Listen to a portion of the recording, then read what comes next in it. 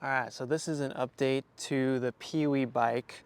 So previously, this bike and the kit and everything had been built on a Schwinn Sanctuary 7 beach cruiser, but those have become increasingly harder and harder to find. Schwinn says they may make more, but they're not giving me a full answer of whether they will or they won't. So it may come back in the future, it may not, but so I had to move on and pick a different bike. So this is the new donor bike, which should be a lot more readily available. They've been around for a while. So this is a Micargi Tahiti Single Speed red beach cruiser. So you can get these, currently you can get them at Walmart, Amazon, and straight from Micargi themselves. So there's a few options, which I think is good. So hopefully this bike will be easier to source in the future. And then if that Schwinn does come back, you know, that's always an option too. So now when you purchase the kit, the Pee-wee bike kit from me, there's an option for each bike.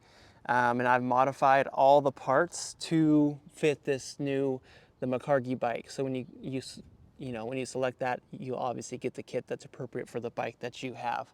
So everything is the same, essentially, like all the installation is the same as that original video. So check that out on how to do everything. I just had to slightly modify all of these acrylic pieces on my end to make them fit this bike perfectly. But yeah, I think it looks really good overall. I think it's a really good donor bike.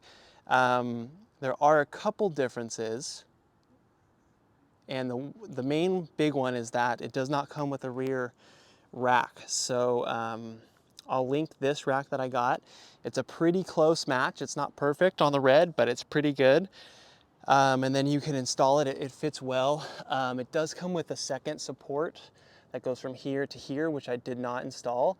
I think just using this rear support makes the bike look better, and it's really solid. That's all you need. And then there is an attachment point right up on here in the front, if you can see. So you can get that. You can attach it right onto there, so it's not too bad of an install.